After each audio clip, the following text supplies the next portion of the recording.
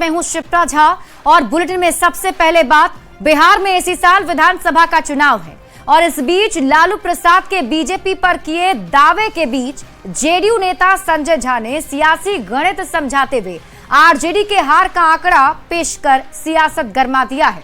समझिए इस रिपोर्ट के जरिए।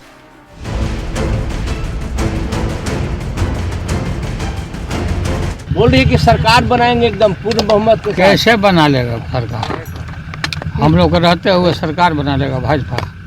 राष्ट्रीय जनता दल के अध्यक्ष लालू प्रसाद ने गुरुवार को जो बयान दिया उस पर सियासत थमने का नाम नहीं ले रही। लालू ने दावा किया है कि उनके रहते बिहार में कभी बीजेपी की सरकार नहीं बन सकती। अब इसी बयान पर जेडीयू सांसद संजय झा ने जोरदार पलटवार करते हुए करारा जवाब दिया। सुन लीजिए।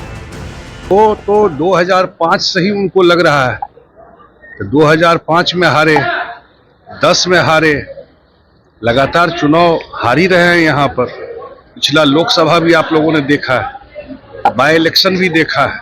तो बिहार के जनता का आशीर्वाद नीतीश कुमार जी के साथ, ये तो लंबा का 20 साल का कहानी हो गई। 20 साल से बिहार के जनता नीतीश कुमार जी पर आशीर्वाद, क्या बोलते हैं नहीं बोलते हैं तो कोई मायने नहीं है।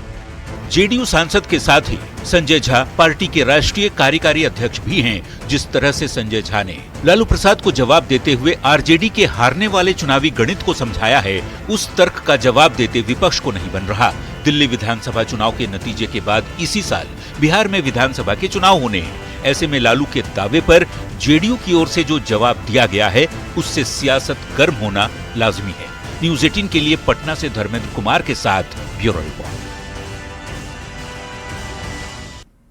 वहीं लालू प्रसाद के दावे पर बिहार बीजेपी अध्यक्ष दिलीप जायसवाल ने भी तंज कसा है। दिलीप जायसवाल ने कहा कि कहां राजा भोज और कहां गंगू तेली। बीजेपी दुनिया की सबसे बड़ी पार्टी है और एक क्षेत्रीय दल ऐसी बात करे तो हम लोग इस पर क्या कहें।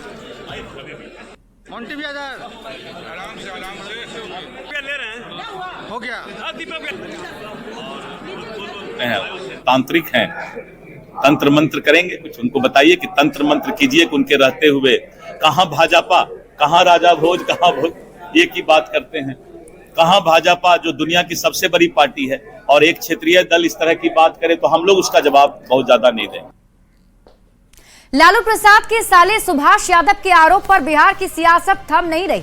सुभाष यादव ने बड़ा आरोप लगाते हुए कहा कि लालू प्रसाद के मुख्यमंत्री रहते अपहरण केस की पूरी डील सीएम आवास में ही तय होती थी। अब सुभाष यादव के आरोपों पर बीजेपी ने जांच की मांग की है। ये रिपोर्ट देखिए।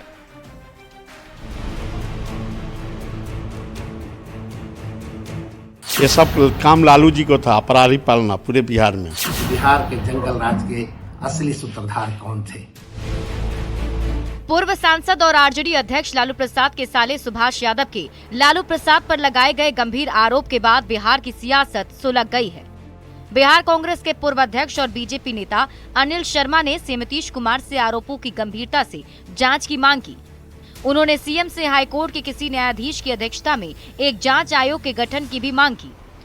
मैं बिहार के मुख्यमंत्री माननीय नीतीश कुमार जी से अनुरोध करता हूं कि वे 1990 से लेकर 2005 के बीच बिहार में हुए तमाम अपहरण और फिरौती की घटनाओं की जांच के लिए पटना उच्च न्यायालय के किसी न्यायाधीश की अध्यक्षता में जांच आयोग का गठन करें और उच्च न्यायालय के ही देखरेख में इस जांच को अंजाम तक पहुंचाने की कार्रवाई करें।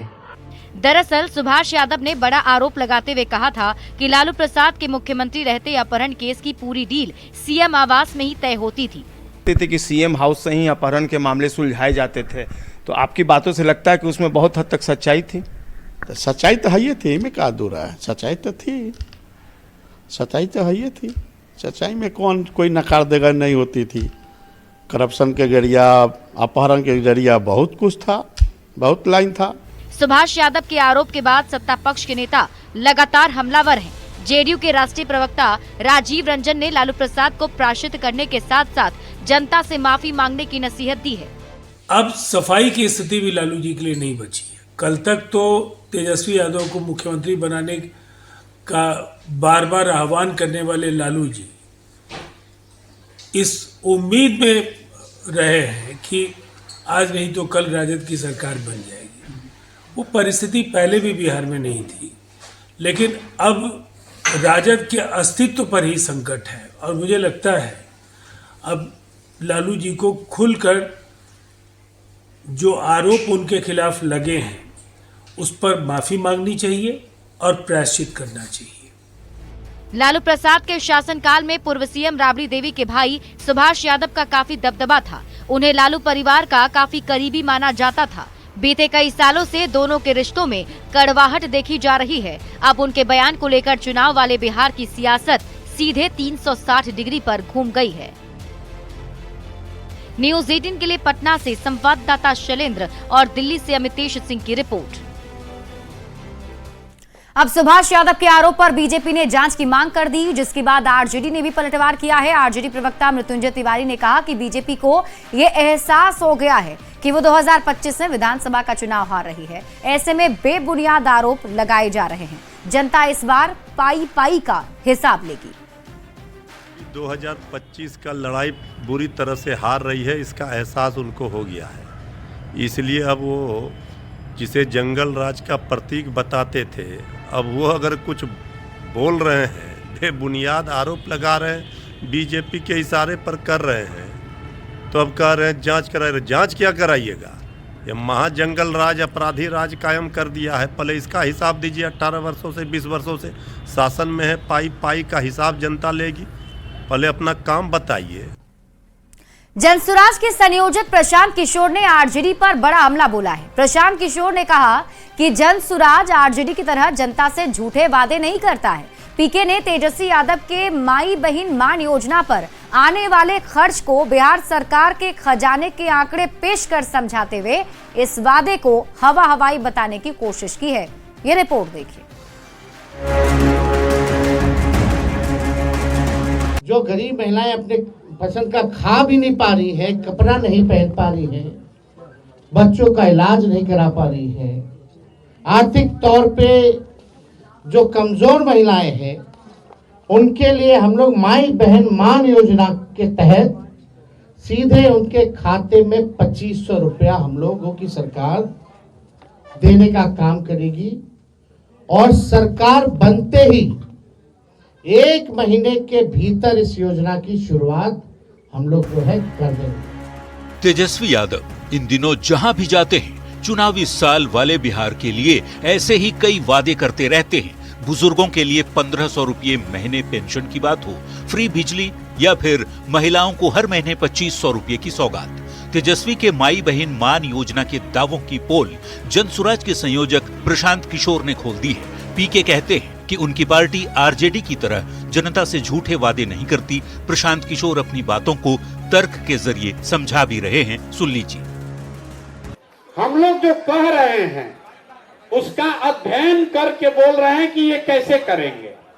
जैसे मान लीजिए कि अभी राजद वालों ने कहा कि माई बहन योजना में हम लोग 2500 रुपया हर महिला को देंगे। अब आप लोग राजनीतिक लोग हैं, बिहार में 6 करोड़ महिला है। अगर 6 करोड़ महिला को 2500 रुपया प्रति महीना दीजिएगा तो करीब करीब 1.5 लाख करोड़ रुपया, 1.5 लाख करोड़ रुपया चाहिए हर साल। बिहार का टोटल बजट है 2,40,000 करोड़, तो 1.5 लाख करोड़ रुपया दोगे कहां से? तो जिस दिन वादा कर रहे हैं उसी दिन ये समझा रहे हैं कि हम इसको कभी पूरा करने वाले नहीं। मतलब तेजस्वी यादव को प्रशांत किशोर जवाब देते हुए समझा रहे हैं कि बिहार में महिला आबादी करीब 6 करोड़ है। हर महिला को 2500 रुपये महीने दिए गए तो सालाना 1.5 लाख करोड़ रुपए खर्च होंगे, जबकि बिहार का कुल बजट ही 2,40,000 करोड़ रुपए का है। मतलब प्रशांत किशोर के तर्क के मुताबिक तेजस्वी यादव की ये घोषणा हवा हवाई साबित होगी, क्योंकि बिहार सरकार के पास इतना बजट है ही नहीं। जब बजट है ही नहीं तब कैसे 6 करोड़ महिलाओं को हर महीने 2500 रुपये दिए जाएंगे? वैसे चुनावी साल वाले बिहार में तेजस्वी के दावों पर पीके के जवाब ने सियासी पारा जरूर बढ़ा दिया है। न्यूज़ 18 के लिए पटना से आनंद अमृतराज के साथ ब्यूरो रिपोर्ट। तो आरजेडी पर प्रशांत किशोर के आरोप पर अब सियासत गर्मा गई है। विपक्ष के नेताओं ने प्रशांत किशोर के आरोप पर जमकर पलटवार किया। वहीं बीजेपी ने प्रशांत किशोर के आरोप को सही बताया है। बिहार के महिलाओं के आर्थिक न्याय के लिए जो तेजस्वी जी ने सोच बनाई है, वो सारे गुना भाग करके, सारे मामले को देख करके ही घोषणा किया गया है। आप पीआर एजेंसी चलाते हैं, पीआर एजेंसी की फिक्र कीजिए। आपके लिए राजनीति और राजनीति की धरातल समझना बड़ा मुश्किल है। देखिए, प्रशांत किशोर जी के बातों का वही बात है जैसे माननीय मुख्यमंत्री जी कहते थे कि 10 लाख नौकरी का पैसा बजट कहां से लाएगा, अपने माँ बाप के घर बेच के लाएगा। लेकिन जब हम सत्ता में आए 17 महीने के लिए, तो हमने 5 लाख नौकरी दिया, नियुक्ति पत्र बांटे। ये तो आपको दृढ़ संकल्प लेना होगा, दृढ़ इच्छा शक्ति होनी चाहिए कि कैसे फंड मैनेजमेंट होगा सरकार के तहत, किस तरह से बजट एलोकेशन करे। ये इच्छा कर रहती है सरकार पे कि क्या सरकार सचमुच जनहित के मुद्दे पे काम करना चाहती है। प्रशांत किशोर तो अभी तक इवेंट मैनेजमेंट करते आए हैं, दूसरे के पैसे से खेलते आए हैं, तो ये सिर्फ कैलकुलेशन करते हैं। तो आपको चिंता करने की जरूरत नहीं है प्रशांत किशोर जी। बिहार को पैसा कहां से आएगा, किस तरह से आएगा और किस तरह से दिया जाएगा मां बहन लोगों को, उसकी चिंता राष्ट्रीय जनता दल और महागठबंधन के गठबंधन दल जो है उनको चिंता करने की जरूरत है। जन सुराज और राजद दोनों एक दूसरे के चट्टे बट्टे हैं। दोनों जो है धृतराष्ट्र का ही कंपनी है। एक दुर्योधन को स्थापित करने के लिए ये दोनों कंपनी काम कर रहे हैं। और प्रशांत किशोर जी ने जो कहा है वह ठीक है, उन्होंने ठीक बात बोला है। लेकिन माई बहन योजना लालू जी जब सरकार में आए थे उसी समय लागू कर दिए थे। जब वो हटे तो राबड़ी देवी को, तेजस्वी यादव को, मीसा भारती को, अपने पुत्रियों को, ये सारे लोगों को स्थापित करके माई बहन योजना लागू किया था। ये अपने परिवार में जितने भी माई बहन हैं सबको स्थापित करने के लिए माई बहन योजना लाए हैं। बढ़ते आगे, सीएम नीतीश कुमार प्रगति यात्रा के तहत आज जहानाबाद और अरवल जिले में विकास योजनाओं का जायजा लिए। साथ ही सीएम ने दोनों जिलों में करोड़ों की योजनाओं का शिलान्यास और उद्घाटन भी किया। ये रिपोर्ट देखिए।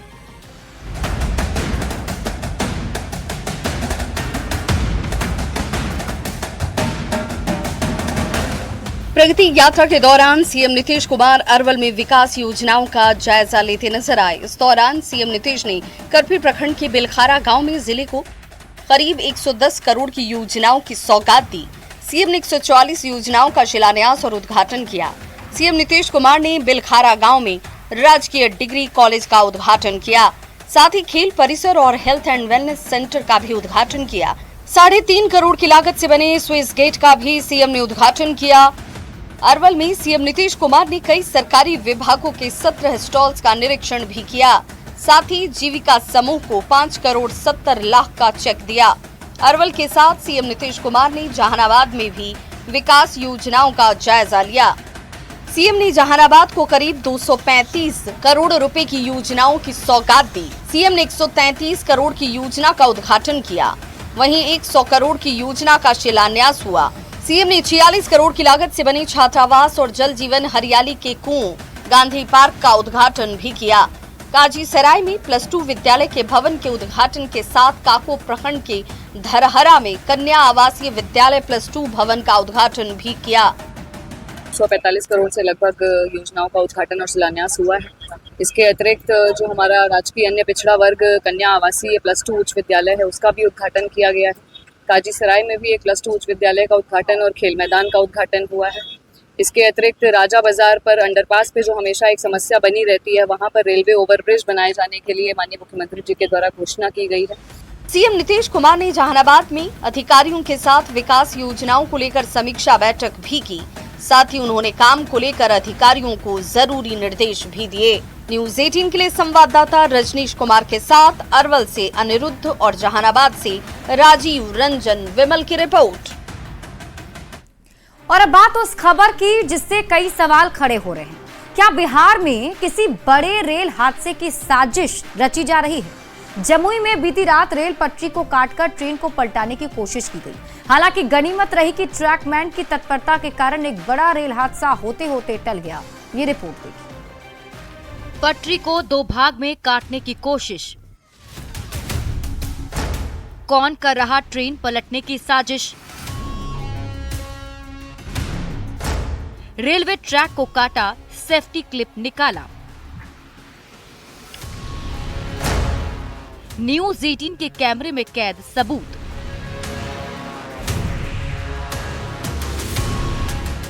काटी गई रेल की पटरी और ट्रैक के पास फेंके गए हेक्सा ब्लेड की ये तस्वीरें। ये तस्वीर उस साजिश की है जो समय रहते नाकाम साबित हुई। अगर इस षड्यंत्र को रचने वाले अपने नापाक मंसूबों में कामयाब होते तो रेलवे ट्रैक की ये तस्वीर इतनी सामान्य नहीं होती। इस शांति की जगह चीख पुकार मची होती। ट्रैक पर गिट्टियों की जगह लाशें बिछी होती। तस्वीरें बता रही है कि ट्रैकमैन की तत्परता काम न आती तो बिहार में एक बड़ा रेल हादसा हो सकता था।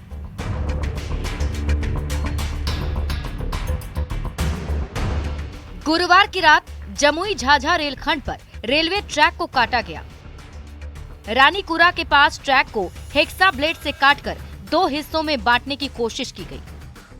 पुल संख्या 717 के पास सेफ्टी क्लिप को भी निकालकर किसी ने फेंक दिया। असामाजिक तत्वों ने ट्रेन पलटने की पूरी प्लानिंग की और अप लाइन की रेल पटरी को काफी नुकसान पहुंचाया। आप लोग देख रहे हैं कि इस तरह का घटना होना नहीं चाहिए। आप लोग देख ही रहे हैं कि रेल कोई काट रहा है रात में। अब गनीमत रही कि आधी रात को रेलवे ट्रैकमैन की नजर कटी पटरी पर पड़ी। ट्रैकमैन दादपुर हॉल्ट से पेट्रोलिंग पर निकले थे। नागी नदी पर बने पुल के पास उन्हें टूटी पटरी दिखी। ट्रैकमैन ने जब टॉर्च को ऑन किया तो डाउन लाइन से 5 फीट दूर हेक्सा ब्लेड भी मिला। आशंका है कि इसी हेक्सा ब्लेड से पटरी को काटकर ट्रेन को पलटाने की साजिश रची गई थी। रात्रि में हमारा पेट्रोल मैन बताया कि मेट साहब 371 के 21 में कोई रेल ब्लेड से काट दिया रेल को। सबसे पहले ट्रैकमैन ने ही रेलवे के अधिकारियों को सूचना दी थी। झाझा के जीआरपी थानाध्यक्ष ने कहा कि घटना की जांच की जा रही है।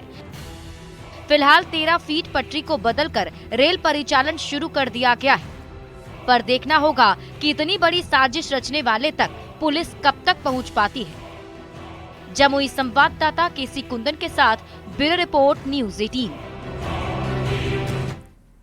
24 फरवरी को सीएम नीतीश कुमार भागलपुर के दौरे पर रहेंगे। पीएम मोदी किसानों से मिलकर किसान कल्याण, समृद्धि और विकास पर चर्चा करेंगे। साथ ही किसान सम्मान निधि की 19वीं किस्त जारी करेंगे। पीएम मोदी के दौरे को लेकर बिहार बीजेपी अध्यक्ष डॉक्टर दिलीप जायसवाल ने 11 जिले के कार्यकर्ताओं के साथ बैठक की। उन्होंने कहा है कि 24 फरवरी को भागलपुर में सीएम नीतीश कुमार की ऐतिहासिक सभा होगी। साथ ही 2025 में बिहार में एनडीए सरकार बनने का दावा किया है। किसान सम्मान निधि का 19वां किस्त डीबीटी के माध्यम से पूरे देश के किसानों के अकाउंट में सम्मान निधि जारी करेंगे। साथ ही करीब 3 लाख किसानों का एक विशाल जनसभा को भी संबोधित करेंगे। आज तक भागलपुर में इसके पहले भी प्रधानमंत्री जी बहुत बार आ चुके हैं, लेकिन ये ऐतिहासिक सभा होने जा रहा है जो आज तक के सभी रिकॉर्ड को तोड़ने जा रहा है।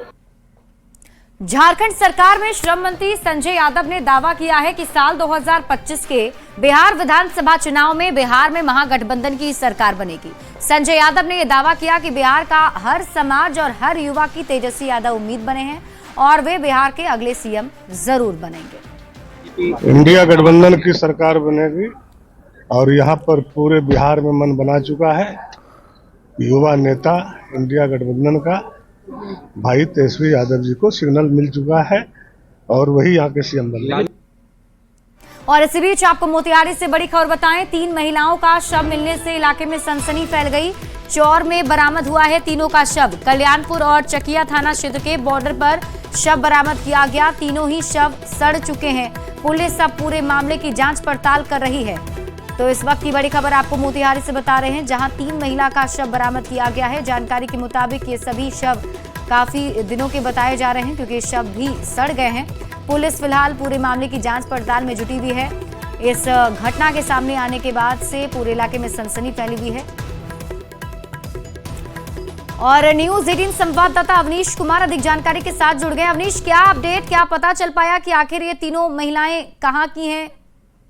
देखिए, ये चकिया और कल्याणपुर थाने के बीच का मामला है। ये शीतलपुर के पास 3 लड़कियों का शव जो है वो सड़ा गली अवस्था में मिला है और कल्याणपुर पुलिस और चकिया पुलिस घटनास्थल पर मौजूद है और ये जांच करे कि आखिर ये शव कितने दिनों का है, क्योंकि शव जो है ऐसा प्रतीत होता है कि शव काफी दिनों से जंगल झाड़ी में छिपा था और घास काटने गए जो महिलाएं थी उनको ये शव दिखाई दिया और जब सुगंध आया उसके बाद महिला जो है वो हल्की लाना शुरू की और उसके बाद अनंत फानन में पुलिस को इसकी जानकारी दी गई।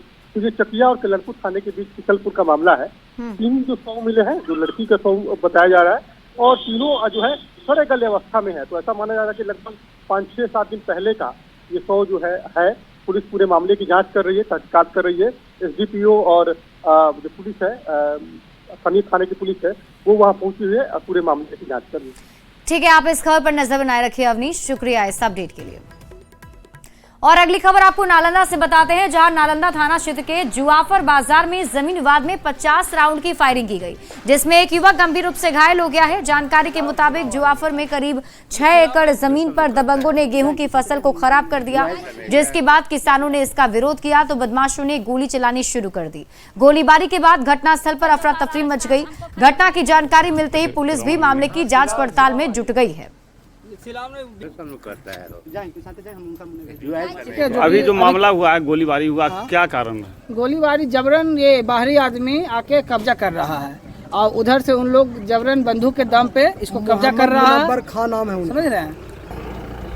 और बहुत सारे संख्या बल में 100 के संख्या बल में आया है गोली के लेके हम लोग को चढ़ने नहीं दे रहे। हम लोग किसान आई है, प्रशासन आई तो हम लोग हिम्मत किए उसकी ओर बढ़ने का। कितने लोग गोली लगा है? गोली तो करीबन एक का ही दिखा है, बाकी हम लोग देखते हैं कितने लोग घायल इधर से है, बाकी एक का भी एकदम स्पष्ट रूप से वो गया है। इसमें मामला हुआ है सर कि कल कुछ गुंडे लोग 100 के करीब आए थे और 2000 और ट्रैक्टर लेके और एक बाइक खोदने लगे, बोले कि मेरा जमीन है जे हम ये अथी करेंगे, कब्जा करने आए। कहाँ के लोग थे वो? ये बाहरी लोग थे। हम लोग को सटने नहीं दिया गया। हम लोग जैसे आते थे तो खरीद के भगा दिया जाता। गोली बंदूक सब पूरा व्यवस्था से 100 आदमी थे, 100 राइफल लेके थे। और अगली खबर आपको औरंगाबाद से बताते हैं, जहां के ढिबरा थाना की पुलिस ने नशे के खिलाफ अभियान चलाकर 6 एकड़ में लगी अफीम की खेती को नष्ट किया है। एसडीपीओ अमित के मुताबिक सूचना के बाद टीम गठित की गई और ये कार्रवाई की गई। हालांकि खेती करने वाले मौके से फरार हो गए, जिन्हें चिन्हित कर लिया गया है और उनके खिलाफ कानूनी कार्रवाई की जाएगी। मैम, ईपी माइक दोनों लगा ली। ये घटना सत्य पाया गया और यहाँ पर बड़े स्तर से लगभग 5 से 6 एकड़ में अफीम की खेती की जा रही थी और इसी खेती को हम लोगों ने आकर के नष्ट कर दिया है और सैंपल कलेक्ट कर लिया है और इसमें विधिवत अग्रतर कार्रवाई की जा रही है। इसमें जो भी लोग संलिप्त है उसको चिन्हित करके उसके विरुद्ध विधिवत कार्रवाई की जाएगी। और खबर आपको भागलपुर से बताते हैं, जहां के तिलका मांझी विश्वविद्यालय के हिंदी पीजी विभाग के छात्र छात्राओं को कुलपति की ओर से सकारात्मक आश्वासन मिला है। आश्वासन के बाद छात्र छात्राओं ने अनशन खत्म कर दिया है। प्रभारी कुलपति ने छात्र छात्राओं को जूस पिलाकर अनशन तुड़वाया। बता दें कि हिंदी विभाग के असिस्टेंट प्रोफेसर की ट्रांसफर वापसी की मांग को लेकर पिछले 5 दिन से छात्र अनशन कर रहे थे। इस पर और अधिक जानकारी दे रहे हैं न्यूज 18 संवाददाता विकास कुमार सिंह की स्थिति। और हम लोगों ने रिक्वेस्ट किया कि सर हम लोग आपको रिपोर्ट करेंगे, आप कृपया एक कमेटी बनाएं और जो कमेटी रिव्यू करे पूरे मैटर को, पहले दिन की घटना से लेकर आज तक की, और उस पर जो भी सकारात्मक कदम हो हम लोग उठाएं। कमेटी का जो प्रतिवेदन होगा आप उस पर नियमानुसार कार्रवाई करें। बच्चे समझ गए और उन्होंने अपना धरना समाप्त किया। हम लोगों ने उन्हें नारियल पानी और जूस पिलाकर, जो 1-2 बच्चों की स्थिति थोड़ी दयनीय थी, उन्हें हम लोगों ने मायागंज हॉस्पिटल भेज दिया। तिलका मांझी भागलपुर विश्वविद्यालय के हिंदी डिपार्टमेंट के असिस्टेंट प्रोफेसर दिव्यानंद की ट्रांसफर वापसी की मांग को लेकर छात्र छात्राएं लगातार 5 दिन से आमरण अनशन पर बैठे हुए थे और आज कुलपति के सकारात्मक आश्वासन के बाद यह आमरण अनशन छात्र छात्राओं ने खत्म कर दिया गया है। तस्वीरें आप साफ तौर पर देख सकते हैं कि किस तरह से जो आमरण अनशन पर बैठी हुई छात्राएं थी उन्हें निजी वाहन से अब अपना घर भेजा जा रहा है। बता दें कि लगातार जो है 5 दिनों से ये सभी छात्र छात्राएं आमरण अनशन पर थी और लगातार तबीयत बिगड़ती जा रही थी, जिसके बाद से कुलपति ने आश्वासन दिया है।